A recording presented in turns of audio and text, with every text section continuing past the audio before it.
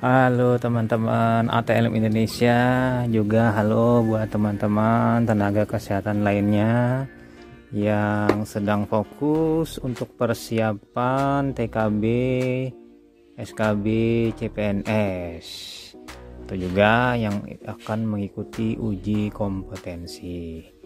Jadi saya kali ini membahas soal-soal ATLM dan soal-soal tenaga kesehatan pada umumnya, berbasis kompetensi bersama saya Ahmad Lab di channel ATLM Indonesia. Ini bagian 47, ini bukan 37, ini keliru saya salah mengetik. Nah, kali ini kita membahas Mycobacterium tuberculosis, yaitu BTA, bakteri tahan asam atau basil tahan asam, penyebab dari TB paru. Nah, kita langsung saja. Soal pertama. Berdasarkan derajat keparahan dan penyulit yang timbul, gambaran klinik TB paru dapat dibagi menjadi dua golongan, yaitu titik-titik. Yang A, gejala respiratorik dan gejala sistemik. Yang B, lesi sedang dan lesi luas. Yang C, gejala respirasi dan gejala sistem. Yang D, lesi minimal dan lesi sedang. Yang E, gejala sistematik dan respirasi. Jadi di sini jawabannya adalah gejala respiratorik dan gejala sistemik. Yang mana gejalanya respiratorik ini di pernapasan, sistemik itu di tempat organ-organ lain. Gejala-gejalanya nanti. Kemudian kita pindah ke soal nomor 2. Nah, ini soal-soalnya ini saya tambahkan juga yang saya dapat dari internet. Jadi tidak murni buatan saya soalnya. Nomor 2, kurangnya tingkat kepatuhan penderita untuk berobat dan meminum obat, harga obat yang mahal, timbulnya resistensi ganda, kurangnya daya tahan hospes terhadap Mycobacteria, berkurangnya daya bakterisid obat yang ada, meningkatnya kasus HIV/AIDS dan krisis ekonomi. Ini kata pengantarnya. Pernyataan di atas merupakan faktor penyebab dari titik-titik. Yang A, peningkatan jumlah penderita TB. Yang B, penderita HIV/AIDS. Yang C, overdosis obat. Yang D, kanker otak. Yang E, hepatitis. Jadi jelas jawabannya sesuai tema kita, peningkatan jumlah penderita TB paru atau TB, karena ada kata kuncinya Mycobacteria, bakterisid obat. Nah, kemudian kepatuhan penderita berobat atau minum obat. Kita pindah ke lanjut nomor 3.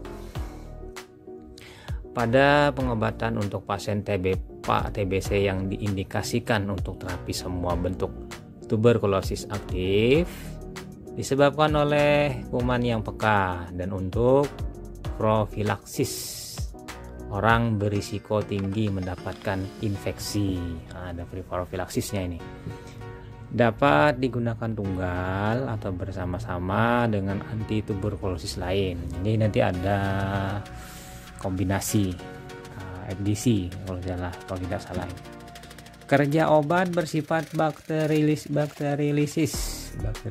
ini dapat membunuh 90% kuman beberapa hari pengobatan. Obat anti tuberkulosis tersebut adalah yang A, isoniazid, B, rifampicin, bukan rifampicin ini, yang C, pirasinamid, yang D, etambutol, yang E, streptomycin. Nah, berdasarkan redaksi soal ini jawabannya adalah isoniazid hidrasid atau INH. Nah, INH atau isoniazid mungkin bisa sambil di searching atau di browsing di Google mengenai keterangan isoniazid terhadap pengobatan TB paru. Bagaimana kemampuan atau aktivitasnya sebagai anti tuberkulosis. Kita pindah lanjut ke nomor 4. Jenis vaksin ini dikembangkan dan digunakan berbagai negara di dunia sebagai antibodi terhadap Mycobacterium tuberculosis, termasuk dalam program dan strategi WHO dalam menanggulangi masalah TB, terutama di negara-negara berkembang termasuk Indonesia. Hal ini menunjukkan bahwa vaksin ini dapat digunakan untuk pencegahan TB paru pada anak.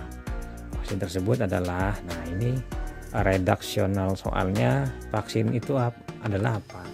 Yang A vaksin DVT, yang B vaksin PCV, yang C vaksin BCG, yang D vaksin MMR, yang E vaksin hepatitis. Jadi karena tema kita TB paru, maka jawabannya BCG, vaksin Bacillus Calmette-Guerin. Jadi vaksin yang dikembangkan dengan melemahkan Mycobacterium tuberculosis jenis bovis, varietas bovis itu varietas sapi. Lalu bakteri ini disiapkan dan dibuat sebagai suspensi yang akan disuntikan pada orang yang akan mendapatkan vaksin. Lanjut lagi kita nomor 5.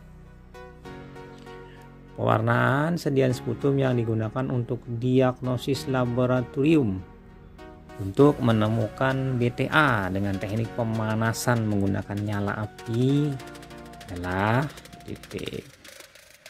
Yang A Graham Hooker, yang B Albert Christensen, yang C Ziehl-Neelsen, yang D Schäfer-Fulton, yang E Reich. Jadi jawaban yang benar adalah Ziehl-Neelsen. Kenapa Ziehl-Neelsen? Ziehl-Neelsen ini prinsip pewarnaannya menggunakan teknik pemanasan menggunakan nyala api. Lanjut lagi, kita pindah ke nomor 6. Pewarnaan sputum TB paru selain metode standar WHO dapat juga dilakukan dengan metode lain tanpa melakukan pemanasan, yaitu metode, nah ini A Tan Tiam Hock, yang B Albert Christensen, yang C Kinyon Gabet, yang E Schäfer-Fulton, yang E Ziehl-Neelsen. Nah dari sini kita bisa melihat pada prinsipnya ini ada beberapa yang masuk dalam pewarnaan BTA. Tapi di sini jawabannya adalah Kinyon Gabet. Mengapa Kinyon Gabet? Karena Kinyon Gabet ini memekatkan zat warna dipekatkan karbotoksinnya sehingga daya tembusnya itu lebih kuat dibandingkan yang encer. Yang encer itu ya Ziehl-Neelsen. Ziehl-Neelsen menggunakan yang encer dan perlu pemanasan. Kalau Kinyon Gabet tidak perlu pemanasan. Cuma risikonya Kinyon Gabet ini zat warnanya tidak kuat atau bertahan lama mewarnai BTA. Mungkin akan hilang atau warnanya menjadi berangsur-angsur pucat. Beda dengan Ziehl-Neelsen yang lebih relatif tahan lama. Pindah kita ke lanjut nomor 7. Belangko permintaan pemeriksaan TB paru yang didapat pasien dari poliklinik adalah poliparu ini. Sedangkan buku register pasien yang melakukan pemeriksaan di laboratorium adalah, ini jawabannya 2, A TB04 dan TB05, yang B TB02 dan TB03, yang C TB04 dan TB05, yang D TB05 dan TB04, yang E TB01 dan TB02. Jadi jawabannya adalah TB05 dan TB04. Ini ada double yang sama ini. Jadi gini, TB05 itu belangko yang dibawa pasien dari poli untuk periksa laboratorium TB paru. Sementara nanti TB04 itu register yang dilakukan oleh laboratorium. Nah seperti kita lihat pada gambar ini, TB04 Ini di pihak laboratorium yang mengisinya sebagai register pasien.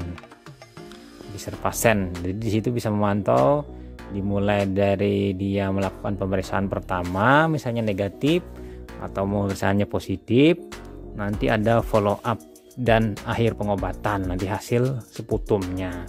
Sementara di TB05 itu adalah belangko permintaan pemeriksaan laboratorium, istilahnya belangko request untuk periksa sputum BTA. Nah, ini TB04, TB05. Kita pindah ke soal nomor 8. Buku register yang berisi kartu pengobatan TB pasien adalah titik-titik. Sedangkan kartu identitas penderita terdapat pada titik-titik. Yang A TB04 dan TB05, yang B TB02 dan 03, yang C TB04 dan 05, yang D TB05 dan TB04, yang E TB01 dan TB02. Jadi jawabannya adalah TB01 dan 02. Yang kita bisa melihat di sini, register TB paru itu TB01, kartu pengobatan TB. Sedangkan TB02, kartu identitas penderita. Ini yang lengkapnya di TB02 nanti registernya. Kita pindah lanjut ke nomor 9. Pria berusia 57 tahun diketahui tinggal di tempat yang tidak terjaga kebersihannya. Kurangnya pencahayaan, kepadatan, kelembapan udara, dan sirkulasi udara yang tidak memadai. Faktor yang mempengaruhi bapak tersebut adalah yang A faktor lingkungan, yang B faktor ekonomi, yang C penyebab penyakit, yang D lingkungan fisik, yang D lingkungan mental sosial. Jadi jawabannya ini adalah terkait dengan lingkungan, faktor lingkungan jawabannya. Dan kita ke nomor 10. Seorang pasien didiagnosa positif HIV. Ia mengalami batuk, flu yang tak kunjung sembuh yang merupakan ciri penyakit TB, sehingga harus dilakukan pemeriksaan laboratorium yaitu LTBI, latent TB infection. Setelah dicek ternyata pasien dinyatakan positif, maka tindakan yang dilakukan adalah yang A melakukan fototorak dan evaluasi klinik untuk TB aktif, yang B melakukan uji tuberkulin dan evaluasi klinik untuk TB aktif, yang C uji nucleic acid amplification. Kemudian yang D melakukan uji tuberkulin dengan metode uji mantok, yang E melakukan evaluasi klinik. Jadi kita harus juga melakukan konfirmasi dengan melakukan fototorak. Jadi fototorak untuk melihat nanti terlihat bercak atau kerusakan pada paru. Lalu dilakukan juga evaluasi klinik untuk TB aktif. Ini jawabannya. Lanjut kita ke nomor 11. Paru adalah tempat infeksi yang paling umum, tetapi penyakit ini juga terjadi dimanapun di dalam tubuh. Biasanya bakteri membentuk lesi dalam alveoli. Lesi adalah kerusakan atau ketidaknormalan bagian atau jaringan di dalam tubuh. Yang B kerusakan pada sel, yang C kenormalan bagian atau jaringan dalam tubuh, yang D kerusakan pada kulit, yang E kenormalan pada sel jaringan. Jadi jawabannya yang jelas adalah yang A, kerusakan, lesi adalah kerusakan atau ketidaknormalan bagian atau jaringan di dalam tubuh. Khususnya di sini karena farulah yang kena. Lanjut kita ke nomor 12. Seorang pasien diketahui menderita TBC selama 2 bulan, lalu salah satu faktor yang meliputi berat ringannya penyakit, mudah tidaknya pusat pelayanan kesehatan yang dapat dijangkau. Itu merupakan apa yang menyebabkan kepatuhan penderita TB?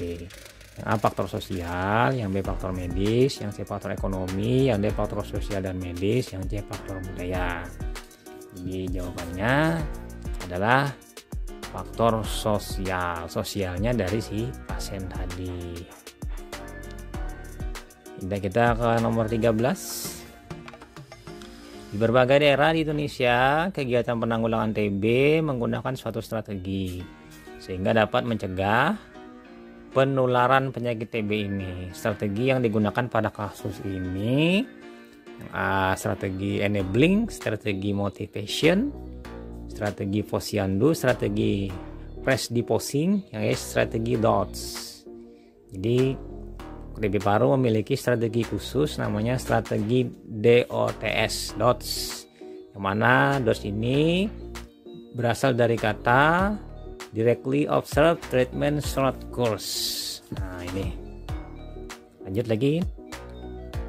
ke nomor selanjutnya 14. Berikut adalah gejala TB paru di mana batuk yang berlangsung lama, rata-rata di atas 3 minggu, batuk berdahak tebal, keruh dan kadang-kadang berdarah, demam ringan, terkadang menggigil, keringat malam, kehilangan nafsu makan dan penurunan berat badan yang tidak dapat dijelaskan.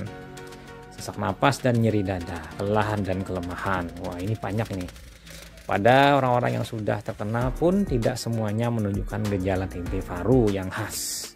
Jadi orang yang kena belum tentu menunjukkan gejala TB paru yang khas pada beberapa ini. Karena bisa saja kuman sedang tidak giat alias tertidur, dorman dia tertidur. Kondisi ini adalah A. TB paru laten, yang B. TB paru kapitas, yang C. TB pleurisy, yang D. TB meningitis, yang E. TB adrenal. Jadi di sini adalah TB paru laten. TB paru laten ini berlangsung lama, gejala tidak khas, tapi menunjukkan dia itu TB paru. Di laten sampai berapa lama dia nanti tergantung dari kondisi tubuhnya dan kondisi gizinya dan lain-lain yang berpengaruh.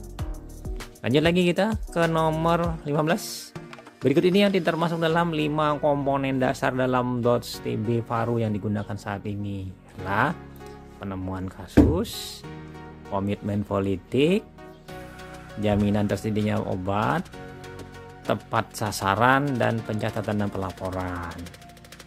Jadi di sini yang tidak masuk adalah tepat sasaran. Seharusnya tepat waktu. Nomor 16. Nah, ini nomor 16. Jumlah penderita TB paru yang tercatat sebanyak 25 penderita. Dengan perincian 8 penderita TB paru BTA positif, 10 penderita TB paru BTA negatif ronsen positif, 7 penderita kasus anak. Nah, sekarang ini maksud dengan TB paru BTA negatif ronsen positif adalah yang A, bila sekurang-kurangnya 2 dari 3 penderita pemeriksaan sediaan dahak SPS hasilnya positif atau sediaan hasilnya BTA positif dan pemeriksaan foto ronsen dada ada gambaran tuberkulosis aktif. Yang B, semua sediaan dahak SPS hasilnya negatif tapi foto ronsen ada menunjukkan gambaran TB aktif sesuai kriteria WHO. Yang C, menyerang jaringan parenkim paru, sebab itu TB pada selaput paru pleura atau TB pada kelenjar halus dianggap sebagai TB ekstra paru. Yang D, menyerang organ lain sebagai selain paru, misalnya pleura, selaput jantung, selaput otak, persendian limpa dan lain-lain. Yang E, penyakit infeksi yang disebabkan oleh Mycobacterium tuberculosis yang dorman. Jadi di sini jawabannya adalah bila semua sediaan dahak SPS hasilnya negatif tapi foto ronsen ada menunjukkan gambaran TB aktif sesuai kriteria WHO. Jadi ini TB pada anak dan ada kriteria WHO yang harus digunakan sebagai diagnosis TB anak. Jadi kenapa pada TB anak ini BTA itu jarang positif? Mungkin karena dia kesulitan mengeluarkan sputumnya sehingga air liur mungkin yang diperiksa, dan juga dia tidak atau kurang menghasilkan sputum pada anak-anak, biasanya mungkin kemungkinan seperti itu. Dan lanjut kita ke nomor 17. Pada penelitian di sebuah puskesmas, status gizi buruk akan menyebabkan kekebalan tubuh menurun sehingga memudahkan terkena infeksi TB paru. TB paru lebih banyak terjadi pada anak yang mempunyai gizi buruk sehubungan dengan lemahnya daya tahan tubuh anak yang kurang gizi. TB paru juga dapat memperburuk status gizi anak. Dari pernyataan tersebut dapat disimpulkan bahwa faktor yang mempengaruhi penyakit TB pada anak salah satunya adalah yang A, luas bangunan rumah, yang B, kontak dengan penderita TB, yang C, pengetahuan orang tua, yang D, status gizi, yang E, perilaku orang tua. Jadi jelas jawabannya adalah status gizi. Jadi status gizi ini berpengaruh karena sesuai redaksi soal tadi bahwa anak dengan status gizi yang buruk, maka memperburuk penanganan TB parunya, dan dengan TB paru tadi juga memperburuk status gizinya, jadi double. Lanjut kita ke nomor 18. Pemeriksaan mikroskopik sediaan BTA sputum didapatkan hasil 150 BTA per 100 lapang pandang. Jadi 108 pandang ini 150. Maka hasilnya adalah A negatif, yang B scan D, tuliskan jumlahnya, yang C positif 1, yang D positif 2, yang E positif 3. Jadi jawabannya adalah positif 3. 150 dibagi 100 dapatnya berapa? Oh, bukan positif 3, ini positif berapa ini? Positif 2 ini harusnya. Positif 1. Jadi seperti ini. Ini keliru ini soalnya ini. Jadi apabila 150 dibagi 100 berarti dapatnya 1,5 atau 1 lebih dari 1. Berarti ini positif berapa ini? Positif 2. Kalau positif 3 itu adalah lebih dari 15, atau kalau kita dapatnya 1500 per 100. Jadi 1500 bagi 100 dapatnya 15. Jadi di sini keliru, jawabannya positif 3 ini. Tapi positif 2. Karena kalau positif 1 itu berada di 0,1 sampai dengan 0,9 per 108 pandang, atau 10 sampai 99. Sementara scanty itu 1 sampai dengan 9 BTA dalam 108 pandang. Sebutkan jumlahnya. Kalau negatif tidak ada ditemukan sama sekali.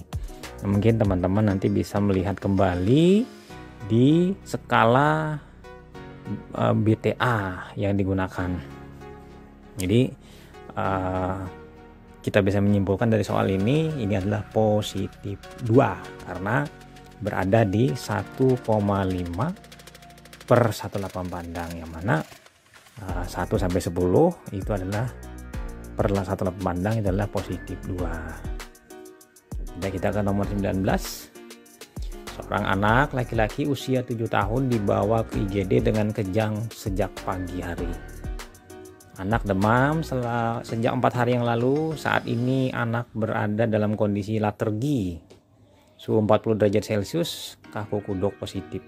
Dilakukan fungsi lumbal dengan hasil cairan cerebrospinal keruh, leukosit 4000, glukosa 10 mg per dl, protein 150 mg per dl. Diagnosis pasien yang paling mungkin jadi yang A encefalitis, yang B meningitis tuberkulosis, yang C meningitis viral, yang D meningitis bakterial, yang E meningitis jamur. Jadi karena sesuai tema kita ini adalah meningitis tuberkulosis. Jadi nanti ada uji Levinson nanti kalau tidak salah uji laboratoriumnya. Nomor 20, regensia yang memberi warna merah pada pewarnaan BTA sputum metode Ziehl-Neelsen adalah A gentian violet, yang B fuchsin, yang C karbol gentian violet, yang C karbol fuchsin, yang E methylene blue. Jadi jawabannya adalah karbol fuchsin. Nah, itu saja 20 soal yang kita ulas dan kita review. Jangan lupa subscribe. Salam kompetensi. Nantikan soal lainnya. Semoga bermanfaat dan barokah.